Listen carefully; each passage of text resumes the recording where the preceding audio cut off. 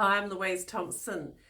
I spend my time working with people one-on-one and with teams.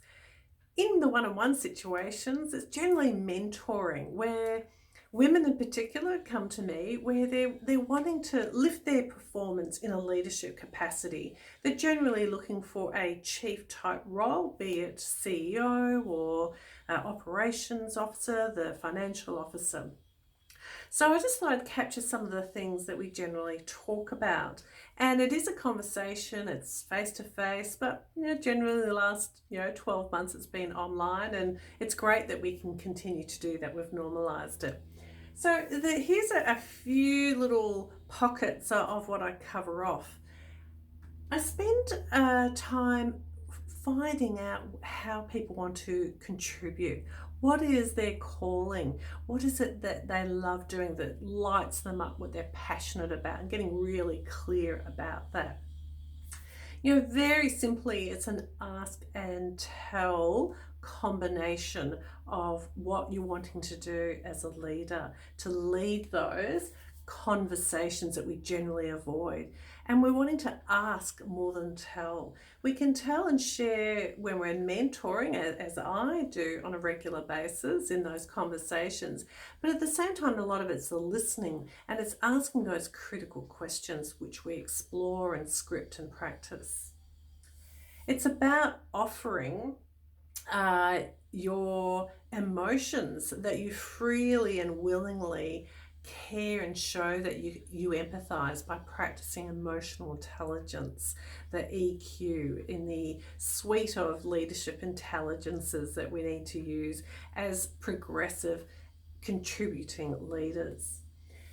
Relationship confidence, the ability to approach any relationships and feel that you are there to contribute to that. So we talk a lot about relationships and analyze them and how you're contributing and how you might need to adapt your approach in those relationships. There's a fabulous book which I always encourage clients to read, in particular my women clients, and that is How Women Rise by Sally Helgenson. So we pull that apart, her 12 habits which are holding you back in your pursuit of a leadership career.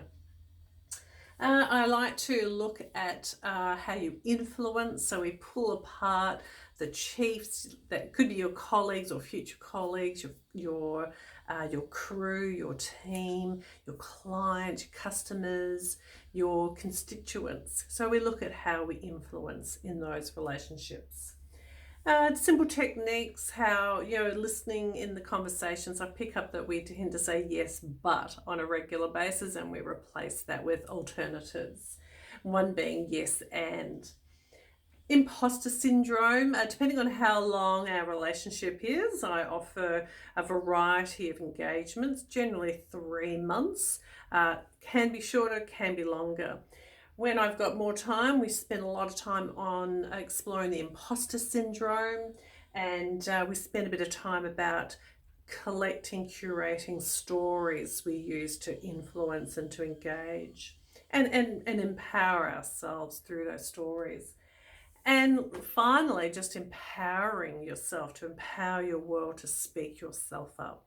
So that's what I do when I am there to be your leadership mentor.